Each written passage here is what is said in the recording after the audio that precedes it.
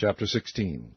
In the 17th year of Pekah the son of Remaliah, Ahaz the son of Jotham king of Judah began to reign. 20 years old was Ahaz when he began to reign, and reigned 16 years in Jerusalem, and did not that which was right in the sight of the Lord his God, like David his father. But he walked in the way of the kings of Israel, yea, and made his son to pass through the fire according to the abominations of the heathen, whom the Lord cast out from before the children of Israel. And he sacrificed and burnt incense in the high places, and on the hills, and under every green tree.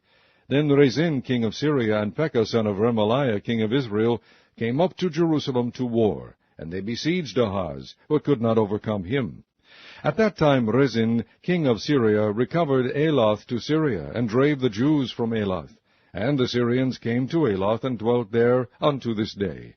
So Ahaz sent messengers to Tiglath-Pileser, king of Assyria, saying, I am thy servant and thy son. Come up and save me out of the hand of the king of Syria, and out of the hand of the king of Israel, which rise up against me. And Ahaz took the silver and gold that was found in the house of the Lord, and in the treasures of the king's house, and sent it for a present to the king of Assyria. And the king of Assyria hearkened unto him, for the king of Assyria went up against Damascus, and took it, and carried the people of it captive to Kir, and slew Rezin. And King Ahaz went to Damascus to meet Tiglath-Pileser, king of Assyria, and saw an altar that was at Damascus. And King Ahaz sent to Urijah the priest the fashion of the altar, and the pattern of it, according to all the workmanship thereof. And Urijah the priest built an altar according to all that King Ahaz had sent from Damascus. So Urijah the priest made it against King Ahaz came from Damascus. And when the king was come from Damascus, the king saw the altar. And the king approached to the altar, and offered thereon. And he burnt his burnt offering and his meat offering, and poured his drink offering, and sprinkled the blood of his peace offerings upon the altar.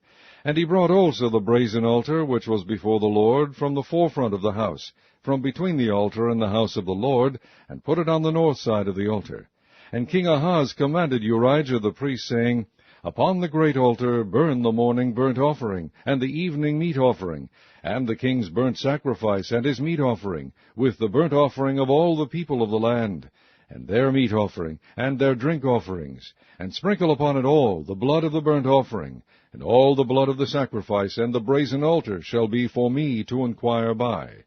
Thus did Urijah the priest, according to all that King Ahaz commanded. And King Ahaz cut off the borders of the bases, and removed the laver from off them, and took down the sea from off the brazen oxen that were under it, and put it upon a pavement of stones. And the covert for the Sabbath that they had built in the house, and the king's entry without, turned he from the house of the Lord for the king of Assyria.